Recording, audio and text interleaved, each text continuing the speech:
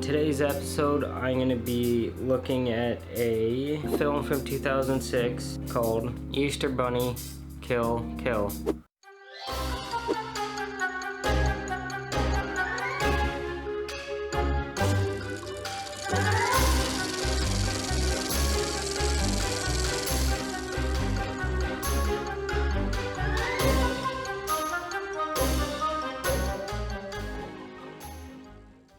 Welcome back everybody to my April's Easter egg hunt review series. So I should mention before I talk about the film that this film is a homage to 70s grindhouse exploitation films. This is good information going into it.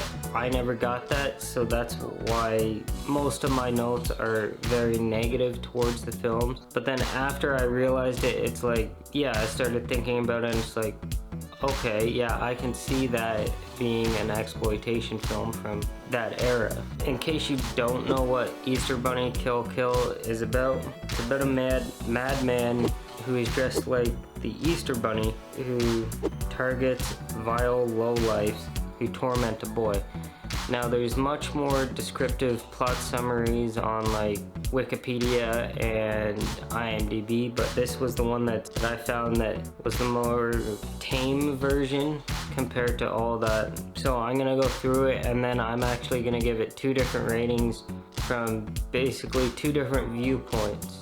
I found this movie was interestingly shot. The portrayal of Nicholas as a special needs child wasn't properly done, but in the sense of exploitation films, all this actually is in those kind of films. It kind of makes sense for the style of film that it's going for, even though I absolutely hated that part about it. Could have done without it. The writing is passable in parts, but overall it's bad, and I guess this is also a typical thing you'd find with exploitation films, especially when watching them many years after. The story is interesting. I noticed a few plot holes, but the biggest one for me was the mom is a nurse who is able to live in and I guess pay for a house, isn't able to pay for a mattress herself because there's a scene in it where you see her and this grifter named Remington sleeping on the floor. Plot holes I think were very common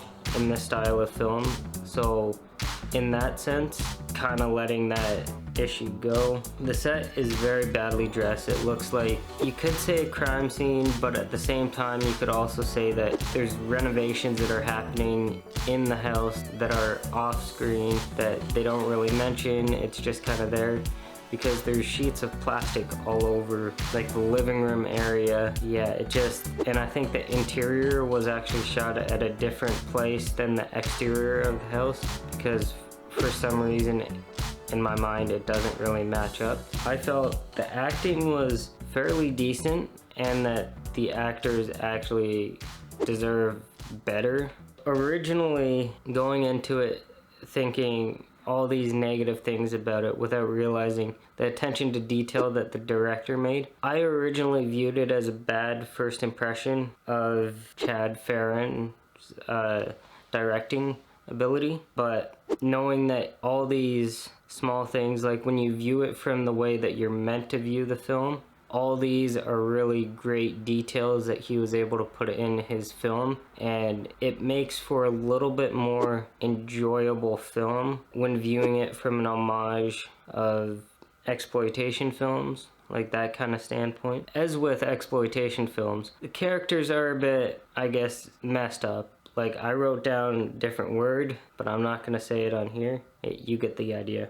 Like, I'm not even gonna talk about the characters because of how bad those characters are and like those character traits that those characters have and stuff like that. But the kills are pretty much like the best thing about the film.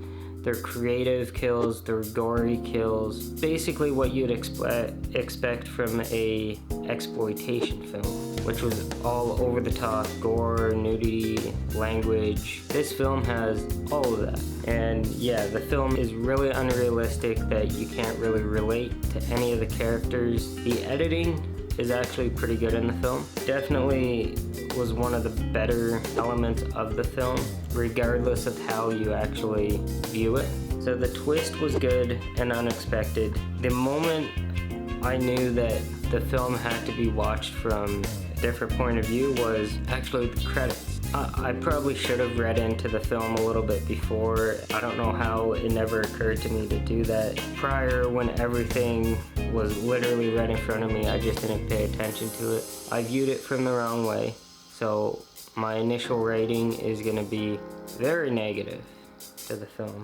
For the credits, the way that they had like the little clips with the names of the actors, they had a clip of the actor playing the character and then the name. From what I know, that was kind of typical of the exploitation era of films. Could be wrong. End credits sequence where it was all showing the names, the directors, and entire credits were really good and had that grindhouse exploitation feel to it, and that's why I realized after I should have watched it from that point of view and not going into it blind. Like I said, I've got 2 ratings for this.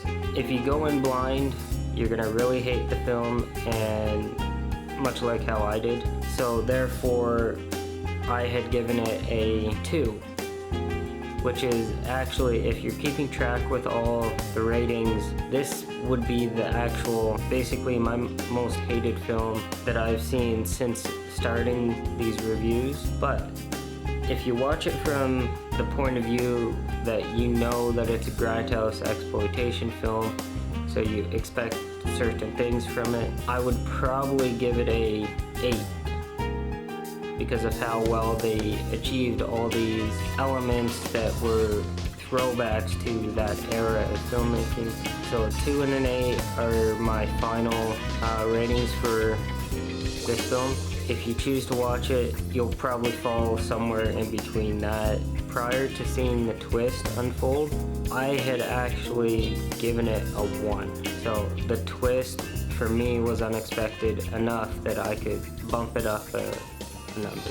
Hope you like this review. Be sure you give it a like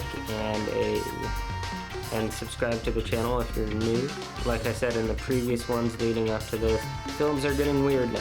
They don't really let up. Yeah, stay tuned, and I'll see you in the next one.